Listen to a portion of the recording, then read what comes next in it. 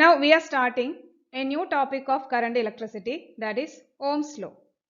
A basic law regarding the flow of currents was discovered by G.S. Ohm in 1828. G.S. Ohm എന്ന scientist ആണ് ഈ law discover ചെയ്തത്. So it is called Ohm's law. Ohm's law already നിങ്ങൾ ചെറിയ ക്ലാസ്സിലെ പഠിച്ചതാണ്. ഈ വർഷം നമ്മൾ ഡീറ്റെയിൽഡ് ആയിട്ട് ഓംസ് ലോ പഠിക്കുന്നു. We are taking a conductor. ഒരു കണ്ടക്ടറിന് അക്രോസ് കണ്ടക്ടറിലൂടെ കറണ്ട് ഫ്ലോ ചെയ്യിക്കണം. അപ്പോൾ കറണ്ട് ഫ്ലോ ചെയ്യണമെങ്കിൽ ഈ കണ്ടക്ടറിന്റെ രണ്ട് എൻഡ്സിനും ഇടയിൽ ഒരു പൊട്ടൻഷ്യൽ ഡിഫറൻസ് മെയിൻറ്റെയിൻ ചെയ്യണം. അപ്പോൾ ഈ രണ്ട് എൻഡ്സിനും ഇടയിൽ ഒരു പൊട്ടൻഷ്യൽ ഡിഫറൻസ് ഉണ്ടെങ്കിൽ മാത്രമേ ഈ കണ്ടക്ടറിന് അക്രോസ് കറണ്ട് ഫ്ലോ ഉണ്ടാവുകയുള്ളൂ. അപ്പോൾ ഒരു പൊട്ടൻഷ്യൽ ഡിഫറൻസ് മെയിൻറ്റെയിൻ ചെയ്യാനായിട്ട് ഒരു ബാറ്ററി നമ്മൾ കണക്ട് ചെയ്യാണ്. We are applying a potential difference of V volt. Potential difference apply ചെയ്താൽ ഇവിടെ കറണ്ട് ഫ്ലോ ഉണ്ടാകുന്നു. കറണ്ട് ഫ്ലോ ചെയ്യുന്നത് ഹയർ പൊട്ടൻഷ്യലിൽ നിന്ന് lower പൊട്ടൻഷ്യലിലേക്കാണ്.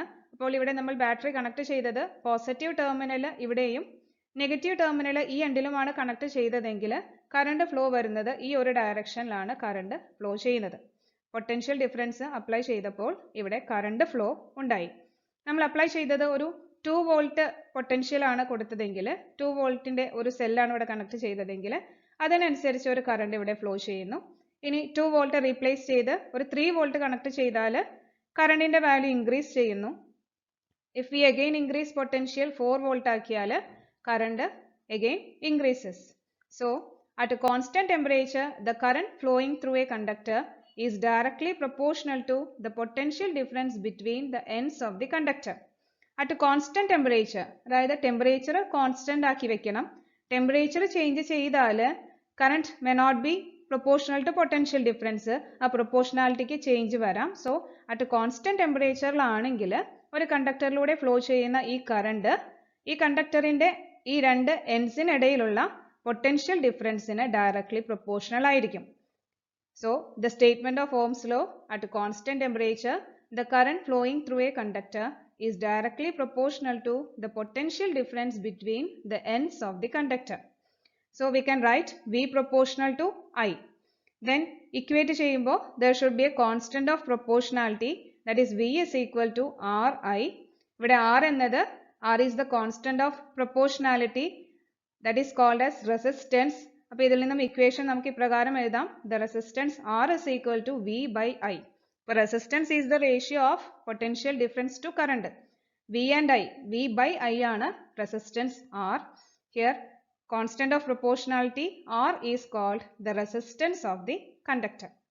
So this is the equation for Ohm's law. V is equal to Ri, or we can write V is equal to IR. From this resistance can be written as R is equal to V by I. Now we write the unit of resistance. Resistance V by I ആണ്. V potential difference അതിന്റെ unit volt, കറണ്ടിന്റെ unit ampere ആണ്.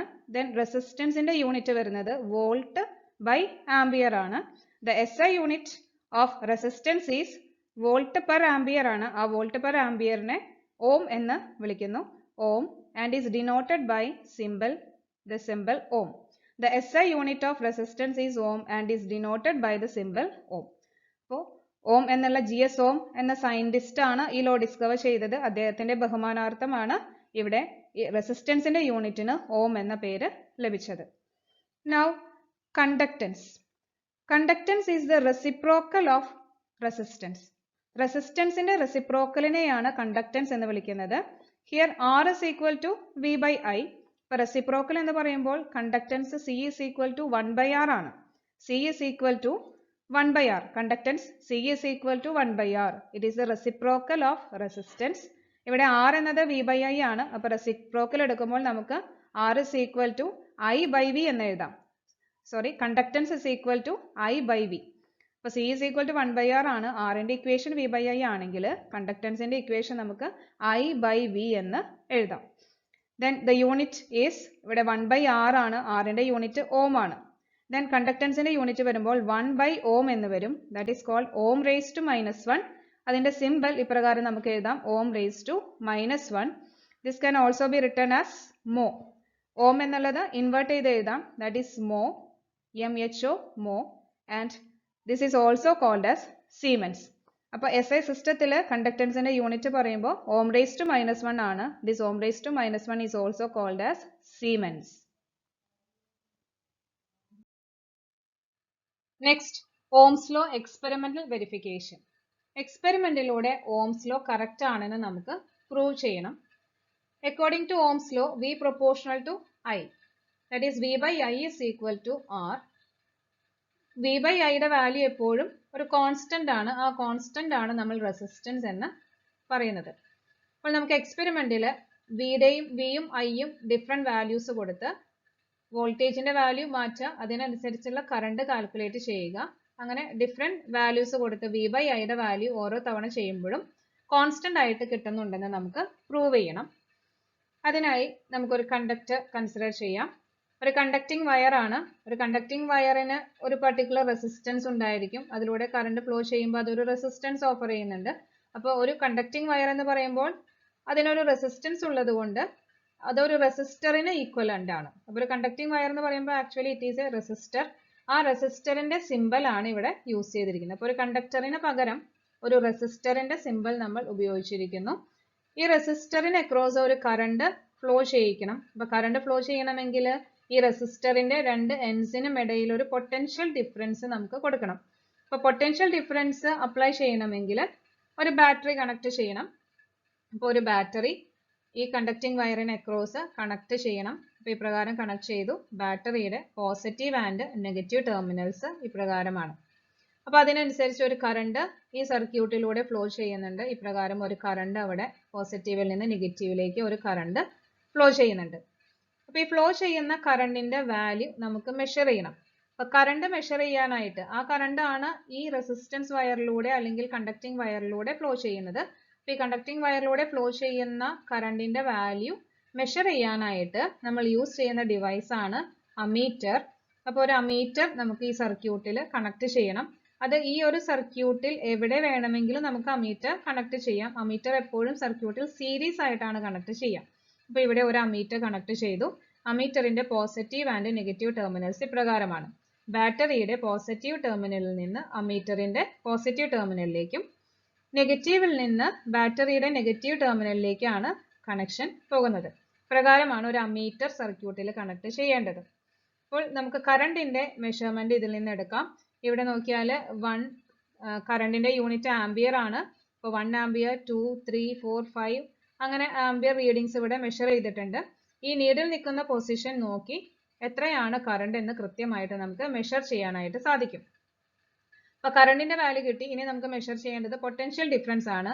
ഈ conducting വയറിന് across ഉള്ള potential difference നമുക്ക് measure ചെയ്യണം.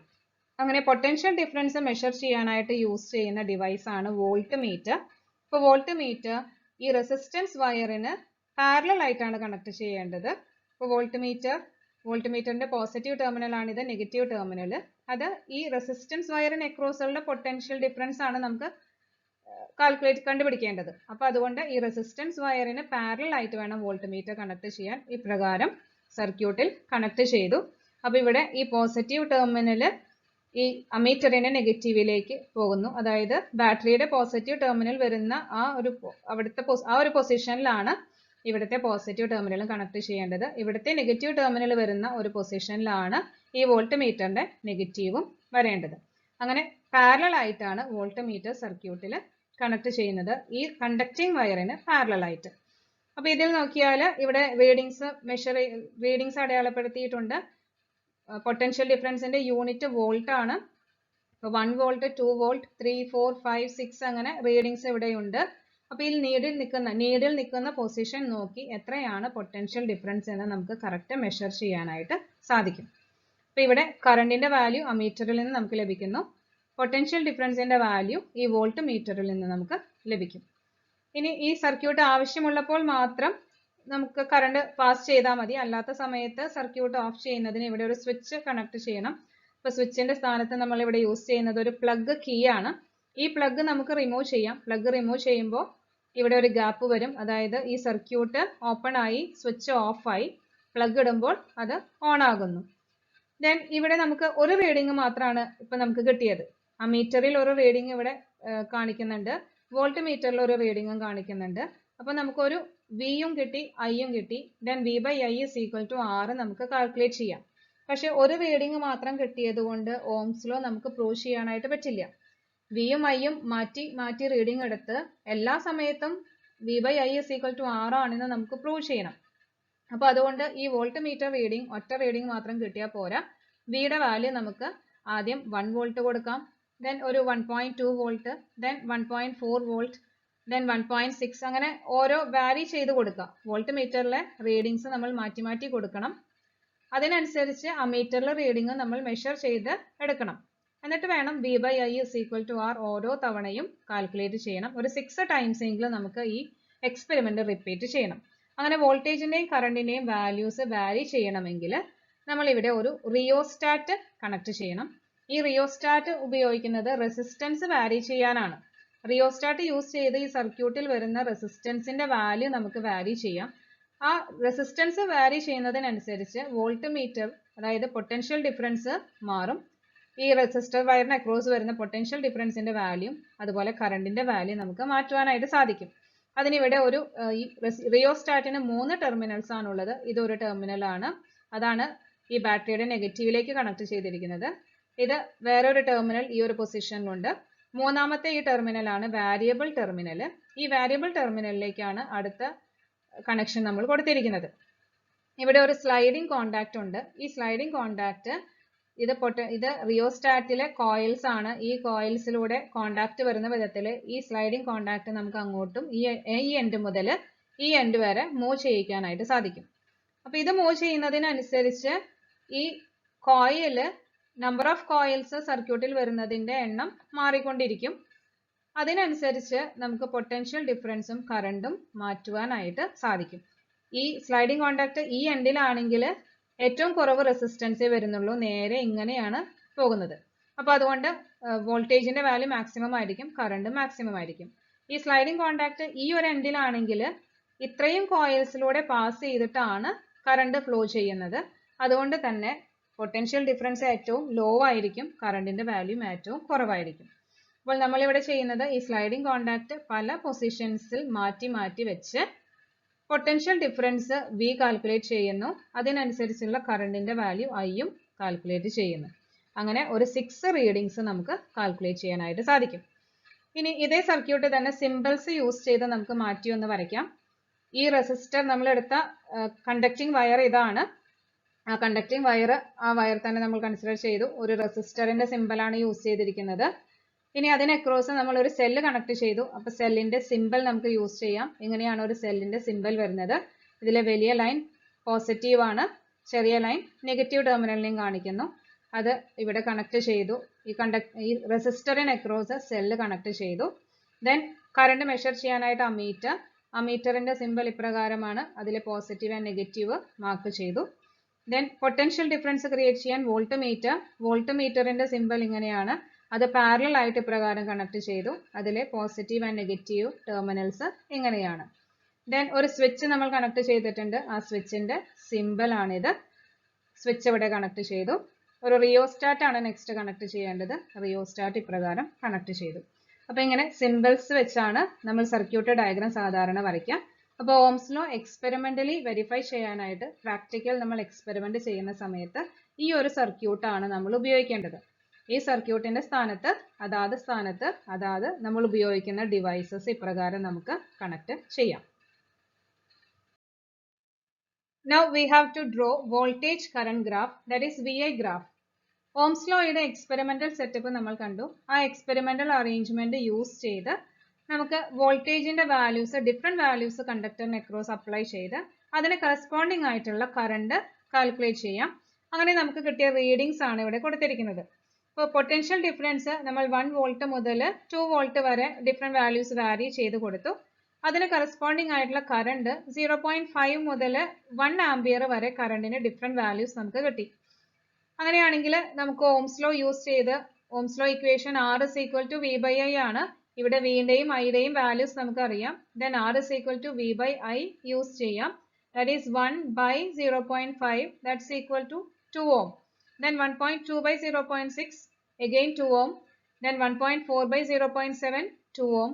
1.6 by 0.8, 2 ohm. 1.8 by 0.9 2 ohm, 2 by 1 that's equal to 2 ohm. അപ്പോൾ 6 റീഡിങ്സും നമുക്ക് 2 ohm തന്നെയാണ് കിട്ടിയത്. ഇതിന്റെ എല്ലാത്തിന്റെയും ആവറേജ് കാൽക്കുലേറ്റ് ചെയ്യുമ്പോഴും 2 ohm തന്നെ ലഭിക്കും. അതായത് ഇവിടെ ഓംസ് ലോ കറക്റ്റ് ആണെന്ന് നമ്മൾ പ്രൂവ് ചെയ്തു. R is always constant, V by I is a constant, hence Ohm's law is proved. ഇനി ഇതേ റിസൾട്ട് യൂസ് ചെയ്ത് നമുക്ക് വോൾട്ടേജ് കറണ്ട് ഗ്രാഫ് വരയ്ക്കാം. ആ ഗ്രാഫ് വരച്ച് ഗ്രാഫിൽ നിന്ന് നമുക്ക് റെസിസ്റ്റൻസ് ഇപ്രകാരം കാൽക്കുലേറ്റ് ചെയ്ത് അതും 2 ohm തന്നെയാണോ കിട്ടുന്നത് എന്ന് നോക്കാം. ഇപ്പോൾ graph X and Y axis, X ആക്സിസിൽ കറണ്ട് ആണ് നമ്മൾ മാർക്ക് ചെയ്യുന്നത്. കറണ്ടിന്റെ റീഡിങ്സ് 0.5 മുതൽ 1 ആംപിയർ വരെ നമുക്ക് അത് ഇവിടെ മാർക്ക് ചെയ്യാം ഇപ്രകാരം. ദെൻ പൊട്ടൻഷ്യൽ ഡിഫറൻസ് ഇവിടെ വരുന്നത് വൈ ആക്സിസിലാണ് നമ്മൾ മാർക്ക് ചെയ്യുന്നത്. വോൾട്ടേജ് മാർക്ക് ചെയ്യുന്നത് വൈ ആക്സിസിൽ. അതിന്റെ റീഡിങ്സ് 1 വോൾട്ട് മുതൽ 2 വോൾട്ട് വരെ അത് വൈ ആക്സിസിൽ ഇപ്രകാരം മാർക്ക് ചെയ്യാം. ഇനി റീഡിങ്സ് നമുക്ക് മാർക്ക് ചെയ്യാം, ഗ്രാഫ് പ്ലോട്ട് ചെയ്യാം.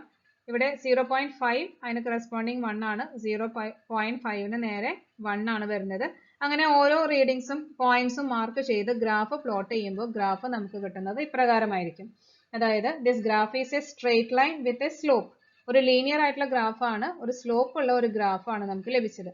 ഈ ഗ്രാഫ് ഇപ്രകാരം സ്ട്രേറ്റ് ലൈൻ കിട്ടിയെങ്കിൽ അതിൽ നിന്ന് നമുക്ക് ക്ലിയർ ആണ് വോൾട്ടേജ് പ്രൊപ്പോർഷണൽ ടു കറണ്ട് ആയതുകൊണ്ടാണ് ഇപ്രകാരം നമുക്ക് സ്ട്രേറ്റ് ലൈൻ ആയിട്ടുള്ള ഒരു ഗ്രാഫ്, ലീനിയർ ആയിട്ടുള്ള ഗ്രാഫ് നമുക്ക് ലഭിച്ചത്.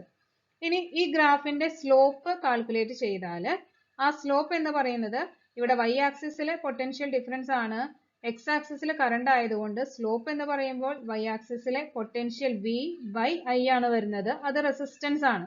അപ്പോൾ slope of this graph gives resistance. നമുക്ക് സ്ലോപ്പ് കാൽക്കുലേറ്റ് ചെയ്യാം. ഇവിടെ സ്ലോപ്പ് നമ്മൾ വരച്ചു, അതിൽ എ ബി സി മാർക്ക് ചെയ്തു readings. Then slope we can write slope is equal to A B by B C. ഇനി എ ബിയുടെ വാല്യൂ എത്രയാണെന്ന് നോക്കാം. ഇവിടെ എക്ക് കറസ്പോണ്ടിങ് ആയിട്ടുള്ള പൊട്ടൻഷ്യൽ വരുന്നത് 1.4 ആണ്, ബിക്ക് കറസ്പോണ്ടിങ് ആയിട്ട് 1.2 ആണ്. ദെൻ എ ബി എന്നത് 1.4 minus 1.2 that's equal to 0.2. Then B സിക്ക് കറസ്പോണ്ടിങ് നോക്കാം. ബിയുടെ നേരെ 0.7 ആണ്, സിക്ക് കറസ്പോണ്ടിങ് 0.6 ആണ്. Then BC is equal to 0.7 minus 0.6 that is 0.1. അങ്ങനെയാണെങ്കിൽ നമുക്ക് ഇവിടെ വാല്യൂ സപ്ലൈ ചെയ്യാം. എ ബിയുടെ വാല്യൂ വരുന്നത് 0.2, ബി സിയുടെ വാല്യൂ വരുന്നത് 0.1. Then slope is equal to 0.2 by 0.1 that's equal to 2 ohm. അപ്പോൾ ഗ്രാഫ് വരച്ചപ്പോഴും ഗ്രാഫിന്റെ സ്ലോപ്പ് കാൽക്കുലേറ്റ് ചെയ്തപ്പോഴും നമുക്ക് റെസിസ്റ്റൻസ് കിട്ടിയത് 2 ohm തന്നെയാണ്. ഇവിടെ കാൽക്കുലേറ്റ് ചെയ്ത് കിട്ടിയ റീഡിങ്ങും 2 ohm തന്നെയാണ്. അങ്ങനെ എക്സ്പെരിമെന്റലിയും ഗ്രാഫിലൂടെയും ഓംസ് ലോ കറക്റ്റ് ആണെന്ന് നമ്മൾ പ്രൂവ് ചെയ്തു. The slope of V I graph gives resistance. ഇനി നമുക്ക് രണ്ട് മെറ്റീരിയൽസിന്റെ ഗ്രാഫ് നോക്കാം. ഓംസ് ലോ, രണ്ട് മെറ്റീരിയൽസിന്റെ വോൾട്ടേജ് കറണ്ട് ഗ്രാഫുകളാണ് തന്നിരിക്കുന്നത്. മെറ്റീരിയൽ എയുടെ ഗ്രാഫാണിത്, മെറ്റീരിയൽ ബിയുടെ ഗ്രാഫാണിത്. അപ്പോൾ ഇതിൽ ഏത് മെറ്റീരിയലിനാണ് റെസിസ്റ്റൻസ് കൂടുതൽ? ഇപ്പോൾ ക്വസ്റ്റ്യൻസ് സാധാരണ ഇപ്രകാരം ക്വസ്റ്റ്യൻസ് വരാറുണ്ട്. രണ്ട് ഡിഫറെന്റ് മെറ്റീരിയൽസ് ആണ് തന്നിരിക്കുന്നത്, different conductors A and B. എയുടെയും ബിയുടെയും വോൾട്ടേജ് കറണ്ട് ഗ്രാഫ്സ് ആണ് ഇവിടെ തന്നിരിക്കുന്നത്. അതിൽ ഏത് മെറ്റീരിയലിനാണ് റെസിസ്റ്റൻസ് കൂടുതൽ എന്നാണ് ക്വസ്റ്റ്യൻ. അപ്പോൾ രണ്ട് മെറ്റീരിയൽസിന്റെയും സ്ലോപ്പ് നമുക്ക് നോക്കാം. ഇതിന്റെ സ്ലോപ്പാണ് ഇവിടെ വരച്ചിരിക്കുന്നത്. ഇവിടെ ഇത് V, then this is I. V by I calculate ചെയ്താൽ ഇവിടുത്തെ റെസിസ്റ്റൻസ് കിട്ടും. രണ്ടാമത്തെ മെറ്റീരിയൽ നോക്കുക. ആ രണ്ടാമത്തെ മെറ്റീരിയലിൽ വിയുടെ വാല്യൂ വരുന്നത് ഇതേ സെയിം വി ആണ് എടുത്തിരിക്കുന്നത്. ഇവിടെ എടുത്തിരിക്കുന്ന വി എത്രയാണോ അതേ സെയിം വി തന്നെയാണ് ഇവിടെയും എടുത്തിരിക്കുന്നത്. ഐയുടെ വാല്യൂ വരുന്നത് ഇതാണ്. ഇവിടെ ഐ കൂടുതലാണ്. അപ്പോൾ ഇവിടെ വി ബൈ ഐ കാൽക്കുലേറ്റ് ചെയ്താൽ ഇവിടുത്തെ വി ബൈ ഐയുടെ വാല്യൂ ഇവിടെ ഐ കൂടുതലായതുകൊണ്ട് V by I that is ആറിന്റെ വാല്യൂ ഇവിടെ കുറവായിരിക്കും. ഇവിടെ വി എത്രയാണ്, ഐയുടെ വാല്യൂ ഇവിടെ സ്മോൾ ആണ്. ഐ ചെറുതായതുകൊണ്ട് കറണ്ട് കുറവായതുകൊണ്ട് ഇവിടെ റെസിസ്റ്റൻസ് കാൽക്കുലേറ്റ് ചെയ്താൽ R is equal to V by I calculate ചെയ്യുമ്പോൾ R ഇവിടെ കൂടുതലായിരിക്കും. അതായത് ഈ ഗ്രാഫിനാണ് സ്ലോപ്പ് കൂടുതൽ. ഈ ഗ്രാഫ് കാണുമ്പോൾ തന്നെ ക്ലിയർ ആണ് എ എന്നുള്ളതിന് സ്ലോപ്പ് കൂടുതലാണ്, ഇവിടെ സ്ലോപ്പ് കുറവാണ്. That means material A has more slope means material A has more resistance. അപ്പോൾ സ്ലോപ്പ് കൂടുതലുള്ള ഏത് ഗ്രാഫാണോ ആ മെറ്റീരിയലിനാണ് റെസിസ്റ്റൻസ് കൂടുതൽ. ഇവിടെ എ എന്നുള്ള മെറ്റീരിയലിന് റെസിസ്റ്റൻസ് കൂടുതലായിരിക്കും. Now the factors on which the resistance of a conductor depends. ഒരു കണ്ടക്ടറിന്റെ റെസിസ്റ്റൻസ് എന്തെല്ലാം ഫാക്ടേഴ്സിനെയാണ് ഡിപ്പെൻഡ് ചെയ്യുന്നത് എന്ന് നോക്കാം. First one, the material of the conductor. ഒരു കണ്ടക്ടറിന്റെ മെറ്റീരിയലിനെ ഡിപ്പെൻഡ് ചെയ്യുന്നുണ്ട്. നമുക്കറിയാം മെറ്റൽസ് കണ്ടക്ടേഴ്സ് ആണ്. ഡിഫറെന്റ് മെറ്റൽസ് കൺസിഡർ ചെയ്താൽ അയൺ, കോപ്പർ, സിൽവർ, ഗോൾഡ് അങ്ങനെ ഒരേ ലെങ്തിലും ഏരിയ ഓഫ് ക്രോസ് സെക്ഷനുമുള്ള ഡിഫറെന്റ് മെറ്റൽസ് കൺസിഡർ ചെയ്താൽ ആ ഡിഫറെന്റ് മെറ്റൽസിന്റെയും റെസിസ്റ്റൻസിന്റെ വാല്യൂ ഡിഫറെന്റ് ആയിരിക്കും. So the resistance depends on the material of the conductor. Then the second factor, the dimensions of the conductor. അപ്പോൾ dimensions of the conductor എന്നാൽ ഉദ്ദേശിക്കുന്നത് the length of the conductor and the area of cross section of the conductor. അപ്പോൾ ലെങ്തിനെയും area of cross സെക്ഷനെയും depend ചെയ്യുന്നുണ്ട്. എങ്ങനെയാണ് ഒരു കണ്ടക്ടറിന്റെ റെസിസ്റ്റൻസും ലെങ്തും തമ്മിലുള്ള relation എന്ന് നോക്കാം. We are taking a conductor. കണ്ടക്ടറിന്റെ ലെങ്ത് L ആണ്, അതിന്റെ resistance R. Now we are doubling the length. അപ്പോൾ ലെങ്ത് 2L ആക്കി. അപ്പോൾ റെസിസ്റ്റൻസിന് എന്ത് സംഭവിക്കുന്നു? ഇവിടെ ഇതിനകത്തുള്ള ഫ്രീ ഇലക്ട്രോൺസിന് കൂടുതൽ ഡിസ്റ്റൻസ് ട്രാവൽ ചെയ്യേണ്ടതായിട്ട് വരുന്നു. അപ്പോൾ കൂടുതൽ ഒബ്സ്റ്റക്കിൾസിനെ അതിന് ഓവർകം ചെയ്യണം, അതായത് കൂടുതൽ കൊളീഷൻസ് സംഭവിക്കും. അപ്പോൾ അതുകൊണ്ട് തന്നെ ഇവിടെ റെസിസ്റ്റൻസിന്റെ വാല്യൂ കൂടുകയാണ്. ലെങ്ത് ഡബിൾ ആവുമ്പോൾ റെസിസ്റ്റൻസിന്റെ വാല്യൂ ഡബിൾ ആകുന്നു. That is thus doubling the length of the conductor doubles the resistance. Resistance length double ആക്കുമ്പോൾ റെസിസ്റ്റൻസിന്റെ വാല്യൂ ഡബിൾ ആകുന്നു. So we can say in general the resistance is proportional to length. അപ്പോൾ resistance ലെങ്തിന് proportional ആണ്. when length increases the resistance also increases. That is R proportional to L. So this is the relation between resistance and length. When length of that conductor increases, the resistance also increases. That is R is proportional to L. ഇനി area of cross sectionും റെസിസ്റ്റൻസും തമ്മിലുള്ള relation നോക്കാം. We are taking a conductor. അതിന്റെ length L, അതിന്റെ area of cross section A ആണ്. Its resistance is R.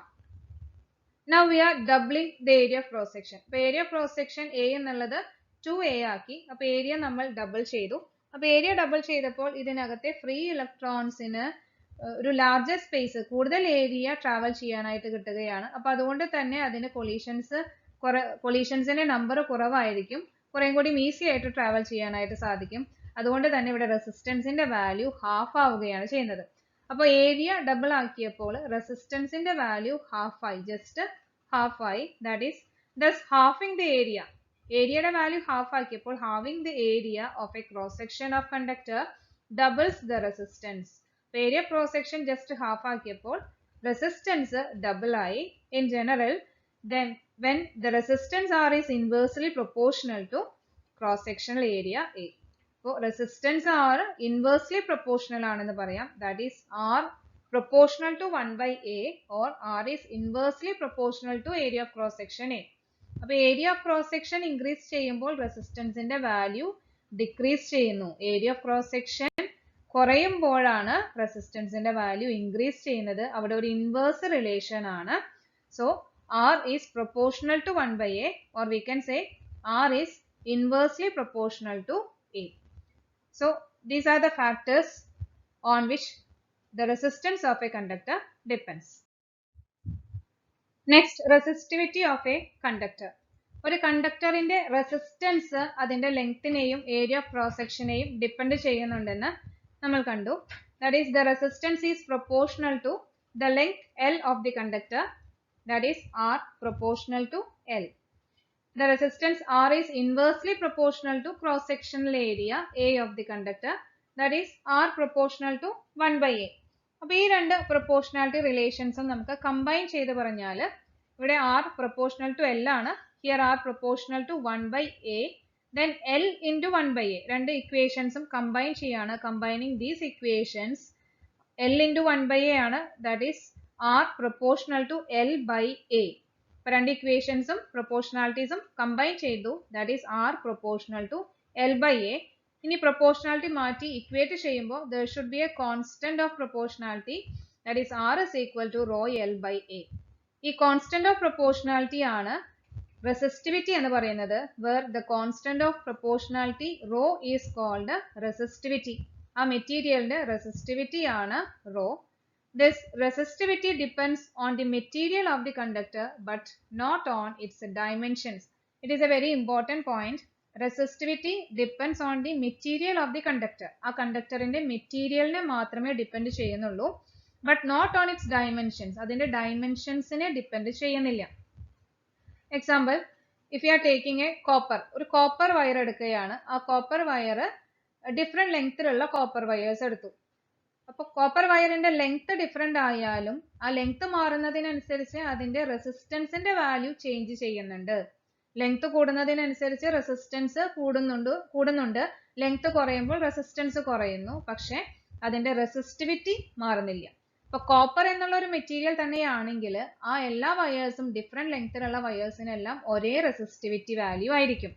അതുപോലെ തന്നെ copper wire different തിക്നെസ്സിൽ എടുത്തു. വളരെ തിൻ ആയിട്ടുള്ള ഒരു വയർ എടുത്തു, വളരെ തിക്ക് ആയിട്ടുള്ള വയേഴ്സ് എടുത്തു. അങ്ങനെ ഡിഫറെന്റ് ഏരിയ ക്രോസ് സെക്ഷൻ ഉള്ള ഡിഫറെന്റ് വയേഴ്സ് എടുത്താൽ അതിന്റെ റെസിസ്റ്റൻസിന്റെ വാല്യൂ ഡിഫറെന്റ് ആണെന്ന് നമ്മൾ കണ്ടു. ഏരിയ ക്രോസ് സെക്ഷൻ കൂടുതലാണെങ്കിൽ റെസിസ്റ്റൻസ് കുറവാണ്. അതുപോലെ ഏരിയ ക്രോസ് സെക്ഷൻ കുറവുള്ള വയറിന് തിൻ ആയിട്ടുള്ള വയറിന് റെസിസ്റ്റൻസ് കൂടുതലാണെന്ന് നമ്മൾ കണ്ടു. പക്ഷെ ഇതിന്റെ റെസിസ്റ്റിവിറ്റിയുടെ വാല്യൂ സെയിം ആയിരിക്കും. അപ്പൊ ഡിഫറെന്റ് ഏരിയ ക്രോസ് സെക്ഷൻ ഉള്ള കോപ്പർ വയേഴ്സ് എടുത്താൽ അതിന്റെ എല്ലാത്തിന്റെയും റെസിസ്റ്റിവിറ്റിയുടെ വാല്യൂ സെയിം ആയിരിക്കും. അപ്പോൾ ഒരു കോപ്പർ വയർ ഡിഫറെന്റ് ലെങ്ത്തിലോ ഡിഫറെന്റ് ഏരിയ ക്രോസ് സെക്ഷനിലോ അതായത് ഡിഫറെന്റ് തിക്നെസ്സിലോ ഉള്ള കോപ്പർ വയേഴ്സ് എടുത്താൽ മെറ്റീരിയൽ കോപ്പർ തന്നെയാണെങ്കിൽ അതിന്റെ റെസിസ്റ്റിവിറ്റിയുടെ വാല്യൂ കോൺസ്റ്റന്റ് ആയിരിക്കും. അതായത് ഒരു റെസിസ്റ്റിവിറ്റി എന്നത് മെറ്റീരിയലിനെ മാത്രമേ ഡിപ്പെൻഡ് ചെയ്യുന്നുള്ളൂ, അതിന്റെ ഡയമെൻഷൻസിനെ ഡിപ്പെൻഡ് ചെയ്യുന്നില്ല. So it is a very important point. Resistivity depends on the material of the conductor but not on its dimensions. Equation R is equal to rho L by A ആണ്. അതിൽ നിന്ന് റോയുടെ equation നമുക്ക് എഴുതാം. Resistivity rho is equal to R A by L.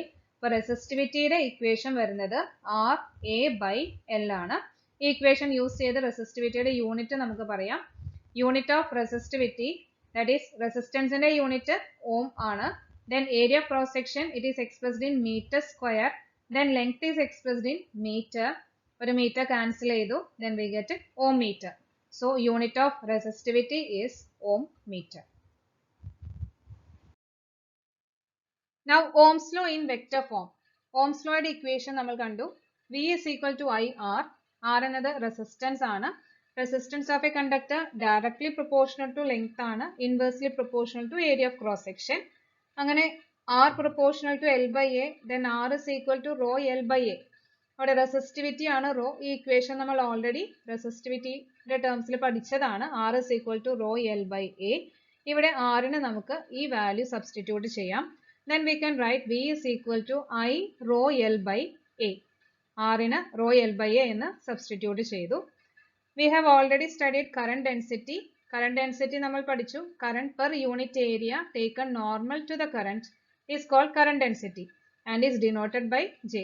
അപ്പോൾ current per unit area taken normal to the current, current flow ചെയ്യുന്ന direction perpendicular ആയിട്ടുള്ള normal ആയിട്ടുള്ള area flow ചെയ്യുന്ന current per unit area ആണ് current density. നമ്മൾ already കണ്ടതാണ്. That is current density is equal to J is equal to I by A. അപ്പോൾ അതിന്റെ unit വരുന്നത് കറണ്ടിന്റെ യൂണിറ്റ് ആംപിയർ ആണ്.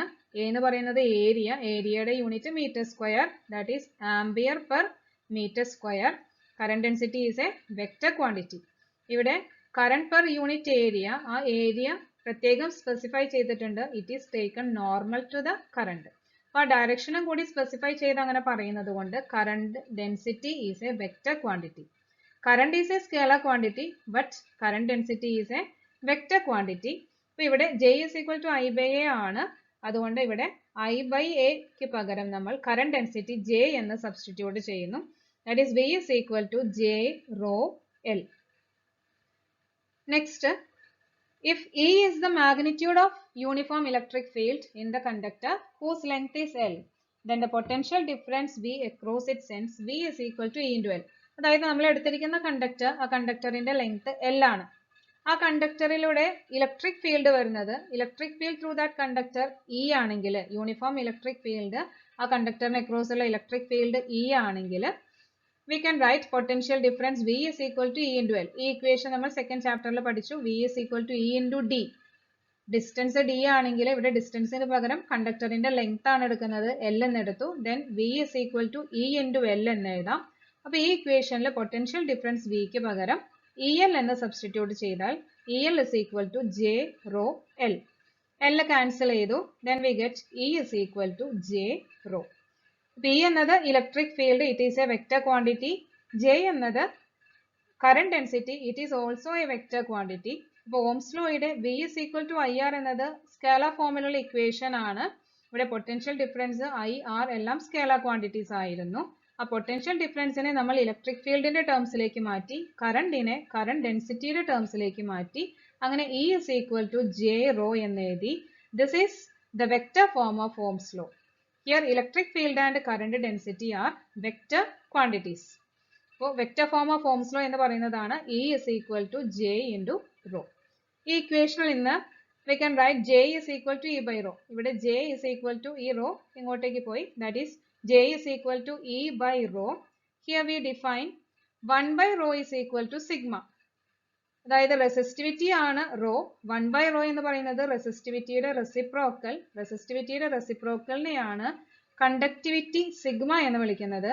Here sigma is called the conductivity of the conductor. Conductivity is the reciprocal of resistivity. അപ്പോൾ ഇവിടെ 1 by rho sigma ആയതുകൊണ്ട്, conductivity ആയതുകൊണ്ട് ഈ ഇക്വേഷനിൽ ഇത് 1 by rho into E ആണ്. ആ 1 by rhoയ്ക്ക് പകരം സിഗ്മ എന്ന് നമുക്ക് സബ്സ്റ്റിറ്റ്യൂട്ട് ചെയ്യാം. Then we can write J is equal to sigma E. അപ്പോൾ E is equal to J rho, അതിനെ തന്നെ മാറ്റി എഴുതിയതാണ് J is equal to sigma E. This is also another vector form of Ohm's law. E is equal to J rho and J is equal to sigma E. Next, ohmic conductors. The conductors which obey Ohm's law are called ohmic conductors. Ohm's law obey ചെയ്യുന്ന കണ്ടക്ടേഴ്സിനെയാണ് ohmic conductors എന്ന് വിളിക്കുന്നത്. The voltage current graph of such conductors will be linear. Ohm's law obey ചെയ്യുന്നു, അതായത് V proportional to I ആണ്. So their voltage current graph will be linear. Examples: metals, nichrome. എല്ലാ മെറ്റൽസും conductors ആണ്. അപ്പോൾ metals എല്ലാം ohmic conductors എന്ന് നമുക്ക് പറയാം. നിക്രോം എന്നത് ഒരു അലോയ് ആണ്, metal alloy. It is also a ohmic conductor.